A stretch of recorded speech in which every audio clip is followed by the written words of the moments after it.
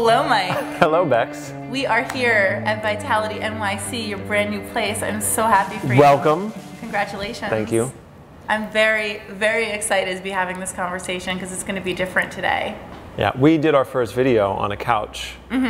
April 4th, 2010. It's so romantic for you to remember that date, our Yes. anniversary. I watched that video on YouTube the other night. It was a good one. Yeah. We were babies just starting out with the whole video thing. It was good. And we got all deep. We talked about spirituality and stuff like Did that. we? Yeah. All right, well, we're going to go there again. Because we've had a departure. We've shot probably 60 some odd videos over the years, and a lot of them have been centered around nutrition.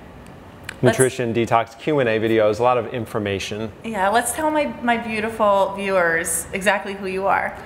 Hello, beautiful viewers. My name is Mike Perrine, and I've known you since 1997. Yeah. So we go way back. I am a nutritional detox consultant and a colonic therapist, and that's what I've been doing for 16 years. Before that, I was a natural food chef. I eat a vegan diet. I've been vegan for 22 years this year, and that's big. I am. Yeah. That's big. So we talk a lot about nutrition, and we talk a lot about how other people can transition to a healthier diet, a healthier lifestyle, expand their view of what food is and how it can nourish them, and treat and manage the stuff that they deal with every single day, from illness to depression to anxiety. We talk about all that stuff, but today we are going to talk about you. Okay, Yeah. I'm ready. Because listen, someone doesn't become a vegan or, you know, start a radical raw food diet or, you know, give colonics to people without there being a story, right? It's not, as my original mentor in the colonic world once told me, it's not exactly a job they have at the job fair in school. There's no table for this at the job fair in school. So yeah, it's interesting. Sometimes I look at Tommy D, who works here with me, and I go, how did we get here? You know, it's funny, I don't think I've ever told this story on YouTube. We've made like over 60 videos. I've never told it. I've never told it on my channel or in a podcast. And when I tell this story, it's, people always have this reaction like the words that come out of my mouth are not what they thought it was going to be. Because a lot of people Now I'm nervous. Well, a lot of people get into this type of stuff because of illness, because of necessity, and now everybody's getting into it because it's cool, which is great that it's cool. Yeah. You know, because it's cool we have that green juice is cool. Yeah, we have juice everywhere. Yeah. We have, you know, 50 juice presses in the city. Like, it's amazing. I used to have to go to, back in the 90s, we used to have to go to those little health food stores and get carrot juices, and you'd have to go to certain neighborhoods. So the whole world's changed. But when I got into this, nobody was doing this. Nobody was doing vegan diets. Nobody was thinking about deep tissue cleansing, except for people that were really radical and people that were sick. And there was a lot of really eccentric people. Like, I used to work in Angelica Kitchen as a pastry chef, and when the customers would come in to the juice bar, they were always like the oddest people, and we would always like all be looking at each other behind the counter like, oh Jesus, get a load of this one or that one. And there were a lot of amazing artists that came in. Yeah. The Beastie Boys used to come in, John Joseph used to come in. But it was this little group of people that were like free thinkers, and they were into the organic movement and the vegan movement, but now it's big. So what happened with me, when I was a teenager, I was experiencing some anxiety, and I grew up in Staten Island. And Sometimes we hear that come through.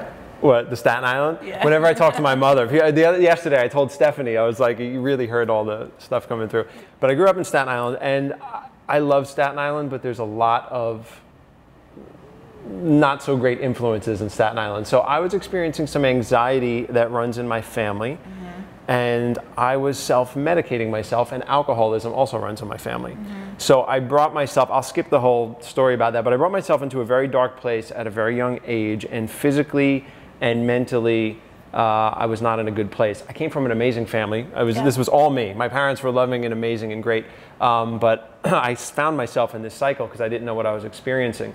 So I was medicating anxiety with alcohol, and I was doing it a lot. Like, I was drinking, I would drink like an entire bottle of like 80 proof liquor in a night. Like, you know, not just a couple of shots, but the whole thing. I was drinking 40 ounces, then I was drinking 2 40 ounces, then the 64 ounces of Old English. It was disgusting. My body started to fall apart, and I was only 18, 19 years old when this started to happen.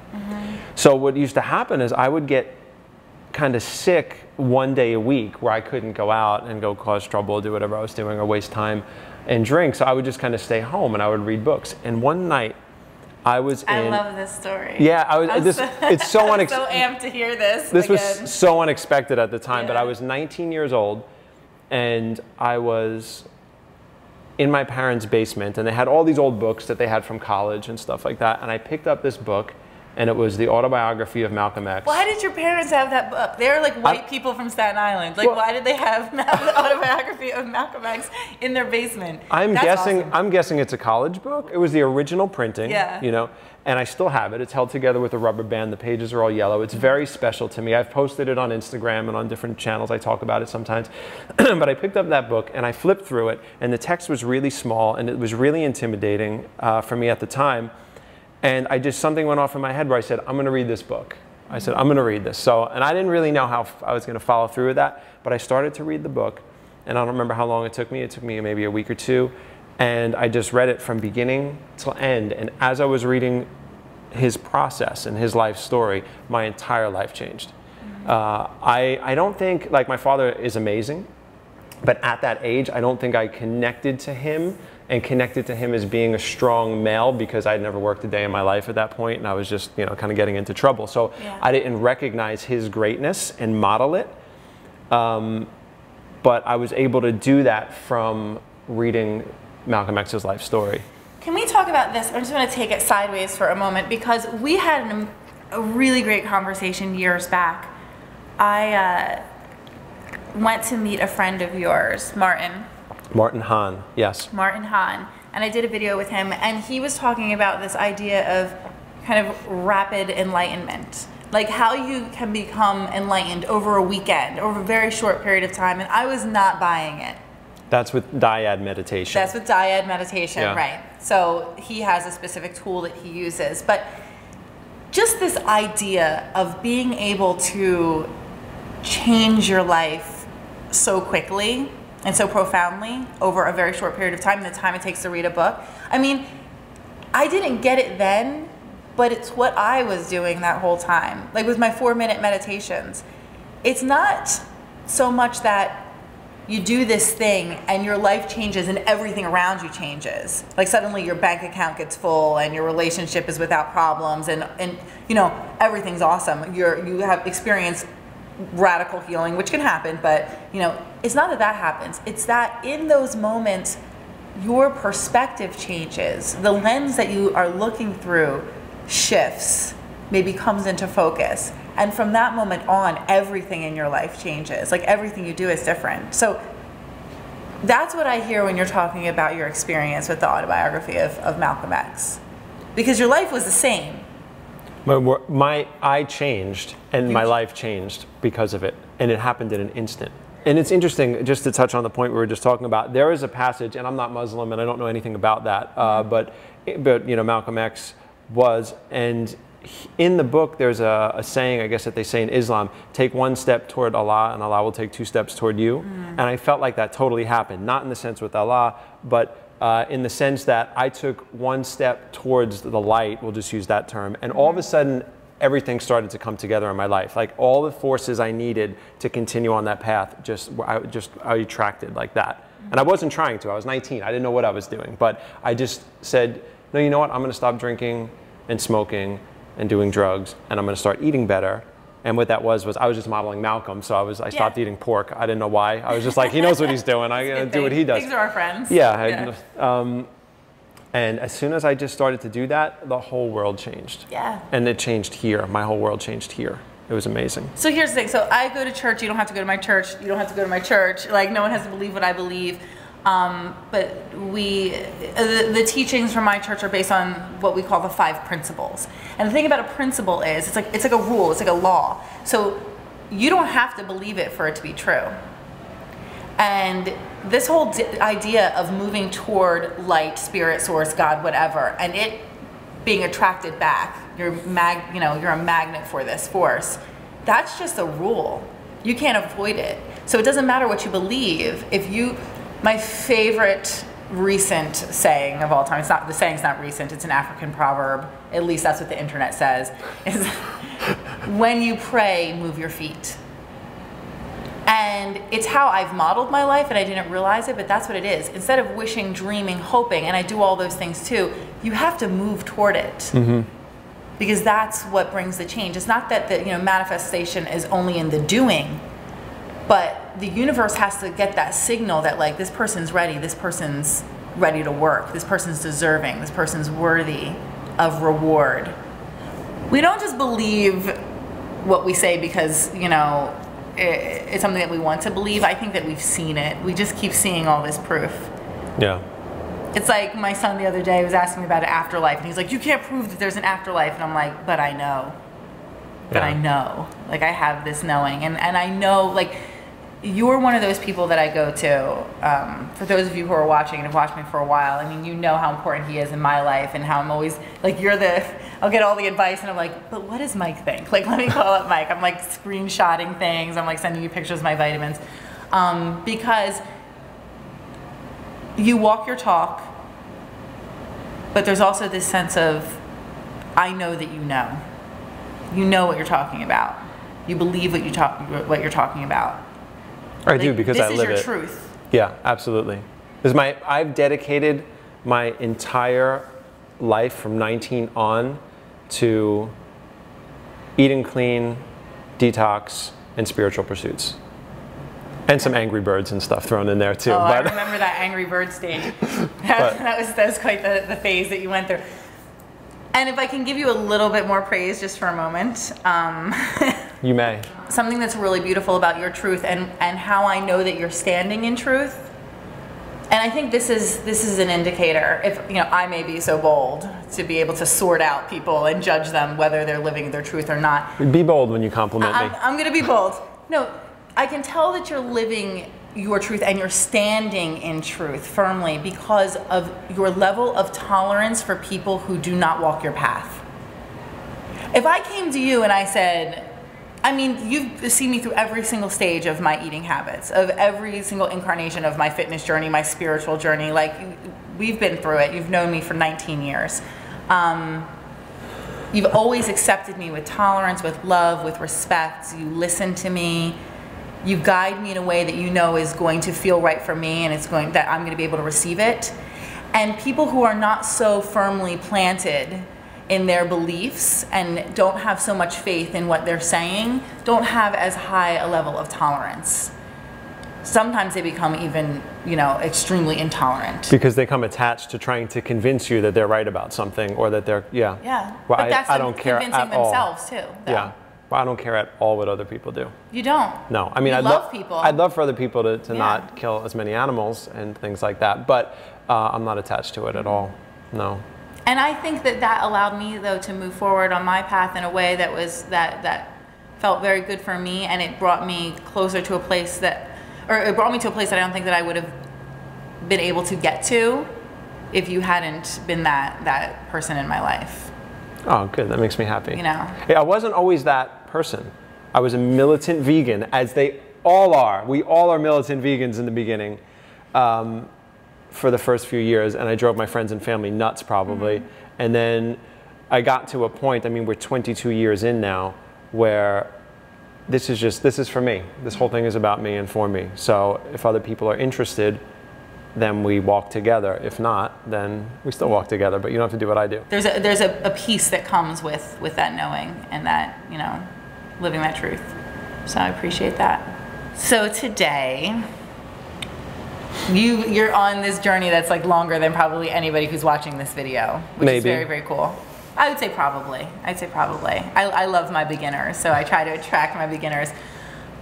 Who are you following now? Where are you on your path, and what's the next step for you? What are the weird things that you're doing to bring you closer to enlightenment and the next level? Well, I've been very focused on business, and I really would like to focus on myself a little bit more. That's coming up. But so who do I look to for inspiration? I still, and for many years, I follow Tony Robbins' work. And there's so much stuff people can just watch on YouTube, and the books are there, and he gives a lot of his books away for free, I think. So I follow Tony Robbins' work. Believe it or not, I think that his contribution is more than just business and social media, but Gary Vaynerchuk. Yeah. I think it's so much more than what he's actually talking about, what he's inspiring people to do. That'll come soon too. I think he's going to be more. Right, he's due for like a big shift outside of his. That's coming out. Yeah. So Gary Vaynerchuk, Dr. David Mailer, who I get NSA work from, network spinal analysis. I get a lot of value from those treatments and from talking to him and listening to him. And yeah, those are really the people that I connect with the most right now. Of course, still one of my original mentors in the nutritional detox world, Dr. Fred Bishey. He's 88 years old. He's going to be working here, actually. Oh, wow. And he got me not only on the path with nutrition and the food part, but the spiritual connection to that. He's done a lot of, there's a lot of value in cleansing the physical body. This is why they mention fasting and prayer 52 or 54 times in the Bible. This is why people have done this historically, because it opens us up to a different type of energy, like I described with the Malcolm X book, when I stopped everything and everything changed for me. So Dr. Fred Bishey is a huge one for me. Yeah, I love him. He's amazing. So with every single one of these videos, I'm going to have a resource from the expert. So you're going to be providing my people with a resource. I'm going to give you links and information on everything we talked about here, especially the contacts at the end. A link to the autobiography of Malcolm X. It's interesting. Not a similar book, but a book that changed me at 14. My French teacher gave me Soul on Ice by Eldridge Cleaver, who was a prominent player in the Black Panther movement. And that, for no reason at all, really shifted my perspective on the world and a lot of things about myself. You know what it is about these people? They were seeking their truth. Yeah. That's what it was. And then they were living their truth from that. Yeah. You know, that's the kind of people they were. Yeah. And that's why we were moved by it. And it wasn't connected to where we ended up in this wellness world, or this raw food world, or this whatever meditation world, yoga. No, but they were truth seekers. Which is a beautiful thing. Yeah. Awesome. Thank you so much. Thank you. We have to get back to making lots and lots of. We have a lot of work to do, and I'm gonna create a studio here, and we can do a lot of things here. Right. So yeah, thank you. Here we go. No, we have to do this. No, this is our thing. I'm from Staten Island. Fist bump.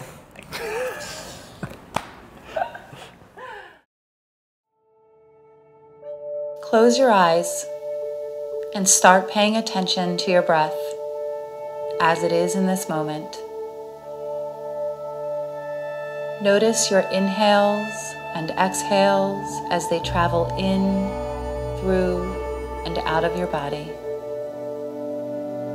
Just notice. There's no need to change a thing. All is well.